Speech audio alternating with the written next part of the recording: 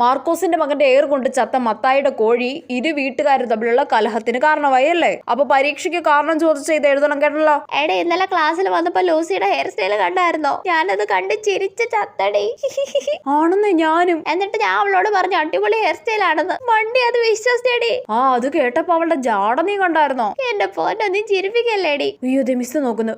ഇവളെന്തേലും പറയട്ടെ, ഞാൻ ഇവളെ മൈൻഡ് ചെയ്യാതിരിക്കാം, അതാ നല്ലത്. അവളുണ്ടല്ലോ ഇന്നലെ അവളുടെ കണ്ണട തലയെ വെച്ചിട്ട് കണ്ണട കണ്ടില്ലെന്ന് പറഞ്ഞ് നടക്കുമായിരുന്നു. മിസ്സേ ഞാൻ ക്ലാസ്സിൽ ശ്രദ്ധിക്കുക കേട്ടോ. ഇവളെ ഇങ്ങനെ വർത്താനം പറയുന്നത് ഞാൻ നേരത്തെ മുതലേ ക്ലാസ്സിൽ ശ്രദ്ധിക്കുന്നുണ്ടായിരുന്നു. ഈ ലൂസി മിക്കി രണ്ട് ചക്കിക്കത്ത ചങ്കരന്മാരാടി. എടിയൊന്നും മിണ്ടോതിരിക്കടേ. ഇതോ മിസ് നിന്നെ തന്നെ നോക്കിയിരിക്കുക. ക്ലാസ് റൂം ഇത്ര സൈലന്റ് ആയിട്ട് നിനക്ക് ഈ വർത്താനം ഒന്ന് നിർത്തിക്കൂടെ മാക്രി? എടാ ഞാൻ പറയുന്നൊന്നും നീ കേൾക്കുന്നില്ലേ? നീ എന്താ കുറ്റം പറയാത്തെ? ആരുടെയെങ്കിലും കുറ്റം പറ. എടാ കുറ്റം പറയടി. Amrita stand up. അയ്യോ അതെ മിസ് പൊക്കി. എടി കള്ളി നീ ഇത് മോളെ, വെറുതെ അല്ല നീ മിണ്ടാതെ പതുങ്ങിയിരുന്നല്ലേ ദുഷ്ടത്തി.